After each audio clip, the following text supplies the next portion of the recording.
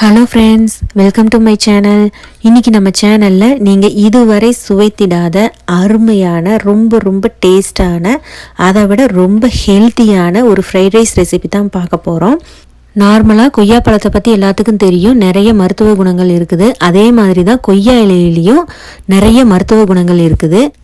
புரதம், vitamin B6, vitamin C, iron, calcium, potassium, magnesium, sodium, antioxidants அப்படின்ட்டு நிறைய benefits இருக்குது. ஸோ இந்த கொய்யா இலையை வச்சு எப்படி ஒரு ஃப்ரைட் ரைஸ் ரெசிபி செய்யலாம் அப்படின்ட்டு இந்த வீடியோவில் பார்க்கலாம் வாங்க. மிளகு, சால்ட்டு, சோயா சாஸு, கொய்யா இலையை நான் வாஷ் பண்ணி நல்லா பொடியாக கட் பண்ணி எடுத்து வச்சுருக்கேன். ஏன் அப்படின்னா இந்த மாதிரி பொடியாக கட் பண்ணால் தான் குழந்தைங்களுக்கு நம்ம இந்த கொய்யா இலையை சேர்த்துருக்கோம் அப்படின்ட்டு தெரியாது, டேஸ்ட்டாகவும் இருக்கும். பீன்ஸை இந்த மாதிரி கட் பண்ணி எடுத்து வச்சுருக்கேன். நார்மலாக கட் பண்ணுறத விட இந்த மாதிரி கட் பண்ணி போட்டிங்கன்னா பார்க்குறதுக்கு அழகாகவும் இருக்கும், குழந்தைங்களும் விரும்பி சாப்பிடுவாங்க. அதுக்கப்புறம் மல்லித்தலையை நல்லா பொடிசாக கட் பண்ணி வச்சுருக்கேன். பூண்டை நல்லா பொடிசாக கட் பண்ணி வச்சுருக்கேன். 5 எக்கு, வெங்காயம் நல்லா பொடிசாக கட் பண்ணி வச்சுருக்கேன். அதுக்கப்புறம் முட்டைக்கோசு, ஸ்ப்ரிங் ஆனியன் பாருங்கள், அதையும் இதே மாதிரி கட் பண்ணி வச்சுக்கோங்க, பார்க்குறதுக்கு அழகாக இருக்கும். கேரட்டு இந்த மாதிரி நான் கட் பண்ணி வச்சுருக்கேன். அதுக்கப்புறம் கேப்சிகம், அதாவது குடைமிளகாய், அதை நான் கட் பண்ணி எடுத்து வச்சுருக்கேன். பாஸ்மதி ரைஸை நான் நல்லா வாஷ் பண்ணிவிட்டு தண்ணியில் ஊற வச்சு வச்சுருக்கேன். இப்போ ரைஸ் ரெடி பண்ணிடலாம். அதுக்கு ஒரு பாத்திரத்தில் தண்ணி வச்சுட்டு தேவையான அளவு சால்ட்டு, 2 ஸ்பூன் ஆயில் சேர்த்துக்கிறேன். ஆயில் எதுக்கு அப்படின்னா சாப்பாடு குழையாமல் ஒட்டாமல் நல்லா உதிரியாக வரும். இப்போ இதை நல்லா மிக்ஸ் பண்ணி விட்டுட்டு நல்லா கொதி வரட்டும். சனா மினியேச்சர் குக்கிங்னு இன்னொரு சேனல் ஒன்று இருக்குது, அந்த லிங்க்கை டிஸ்கிரிப்ஷனில் கொடுக்குறேன், போய் செக் பண்ணி பாருங்கள். பிடிச்சிருந்தா சப்ஸ்கிரைப் பண்ணி சப்போர்ட் பண்ணுங்கள். தண்ணி நல்லா கொதிக்குது. இப்போ அரிசியில் இருக்கிற தண்ணி எல்லாத்தையும் வடிச்சிட்டு நம்ம அரிசியை சேர்த்துக்கலாம். இப்போ மிக்ஸ் பண்ணி விட்டுட்டு நல்லா ரைஸ் வேகிற வரைக்கும் வெயிட் பண்ணலாம்.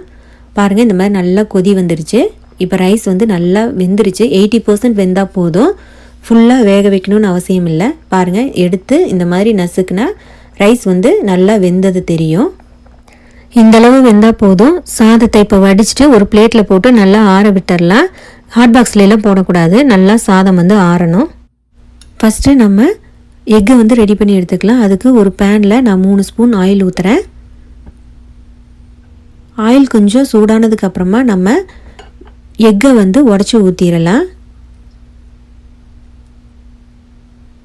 நான் இன்றைக்கி 5 எக்கு யூஸ் பண்ணியிருக்கேன். உங்களுக்கு எவ்வளோ எக்கு வேணுமோ அவ்வளோ யூஸ் பண்ணிக்கிங்க. எக்கை இந்த மாதிரி கொஞ்சம் கேர்ஃபுல்லாக மிக்ஸ் பண்ணி விடுங்க.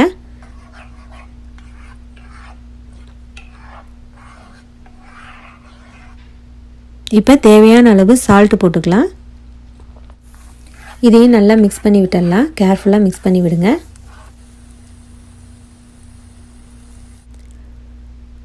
இந்த ஸ்டேஜில் நம்ம மிளகுத்தூள் சேர்த்துக்கலாம்.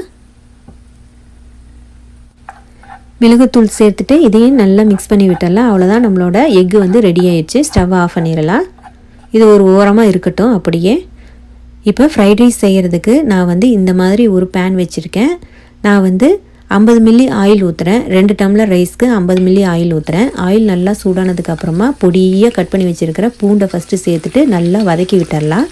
பச்சை வாசனை போகிற அளவுக்கு நல்லா வதக்கி விட்டுருங்க. இப்போ கட் பண்ணி வச்சுருக்கிற ஆனியனையும் சேர்த்து நல்லா பச்சை வாசனை போகிற அளவுக்கு வதக்கி விட்டுடலாம்.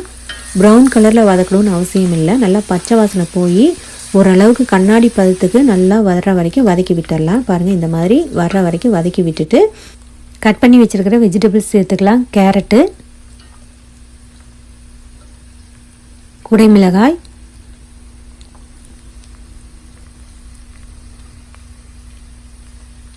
முட்டைக்கோசு,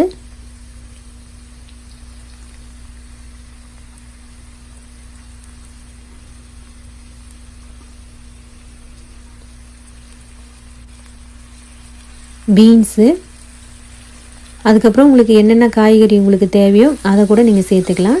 காய்கறியெல்லாம் சேர்த்ததுக்கப்புறமா இந்த மாதிரி மிக்ஸ் பண்ணி விட்டுருங்க. வெஜிடபிள்ஸ் எல்லாம் நல்லா வேகணும்னு அவசியம் இல்லை. இதுக்கு தேவையான உப்பு போட்டு நல்லா மிக்ஸ் பண்ணி விட்டுடலாம்.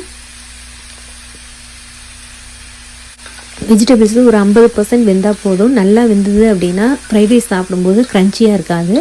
சாப்பிடும்போது நம்ம வாயில் கடிப்படணும், அப்போ தான் வந்து ஃப்ரைட் ரைஸ் நல்லாயிருக்கும். இப்போ அது வேகிறதுக்குள்ளே நம்ம வந்து மிளகுத்தூளை ஃப்ரெஷ்ஷாக ரெடி பண்ணி எடுத்துக்கலாம். இந்த மாதிரி மிளகுத்தூள் ஃப்ரெஷ்ஷாக ரெடி பண்ணி போடும்போது சாப்பிட்றதுக்கு நல்லா டேஸ்ட்டாகவும் இருக்கும். மிளகுத்தூள் வாசத்தோட ஃப்ரைட் ரைஸ் வந்து அவ்வளோ சூப்பராக இருக்கும். இப்போ மிளகுத்தூள் ரெடி பண்ணியாச்சு. இப்போ நம்மளோட வெஜிடபிள்ஸும் ஒரு 50% வெந்துருச்சு. இப்போ நான் வந்து எடுத்து வச்சுருக்கிற ரைஸை இதில் சேர்த்துக்கிறேன். பாசுமதி ரைஸு. உங்கள்கிட்ட சீரக சம்பா இல்லைன்னா பொன்னி ரைஸு அதில் கூட நீங்கள் வந்து ஃப்ரைட் ரைஸ் பண்ணலாம். 1 டேபிள் ஸ்பூன் சோயா சாஸ். இந்த ஸ்டேஜில் நம்ம கட் பண்ணி வச்சுருக்கிற ஸ்ப்ரிங் ஆனியன். இப்போ நம்ம வந்து கட் பண்ணி வச்சுருக்கிற கொய்யா இலையையும் நம்ம சேர்த்துக்கலாம். தேவையான அளவு மல்லித்தலை இதெல்லாம் சேர்த்து நல்லா மிக்ஸ் பண்ணி விட்டுடலாம். பாருங்கள், இந்த மாதிரி மிக்ஸ் பண்ணி விடுங்க, கிளறி விடாதீங்க, ஏன்னா சாதம் வந்து உடஞ்சி போயிடும்.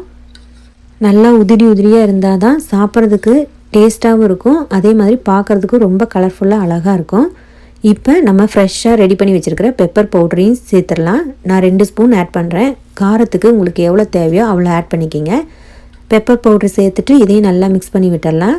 இந்த ஸ்டேஜில் நம்ம ரெடி பண்ணி வச்சுருக்கிற எக்கையும் சேர்த்து நல்லா மிக்ஸ் பண்ணி விட்டுடலாம். இந்த மாதிரி நல்லா பொறுமையாக மிக்ஸ் பண்ணி விடுங்க. இப்போ ஸ்டவ் ஆஃப் பண்ணிடுங்க. நம்மளோட கொய்யா இலை vegetable egg fried rice ready ஆயிடுச்சு. இந்த ரெசிபியை உங்கள் வீட்டில் நீங்கள் மறக்காமல் ட்ரை பண்ணி பாருங்கள். ட்ரை பண்ணி பார்த்துட்டு எப்படி இருந்தது அப்படின்ட்டு உங்கள் கமெண்ட் பாக்ஸில் கமெண்ட் பண்ணுங்கள். என் சேனல் இன்னும் நீங்கள் சப்ஸ்கிரைப் பண்ணலைன்னா மறக்காமல் சப்ஸ்கிரைப் பண்ணி சப்போர்ட் பண்ணுங்கள். அப்படியே பக்கத்தில் இருக்கிற பெல் ஐக்கானையும் ப்ரெஸ் பண்ணி வச்சுக்கோங்க. உங்கள் ஃப்ரெண்ட்ஸ் அண்ட் ஃபேமிலிக்கு ஷேர் பண்ணுங்கள். நான் மறுபடியும் இதே மாதிரி வேறொரு ரெசிபியுடன் உங்களை வந்து சந்திக்கும் வரை நன்றி, வணக்கம்.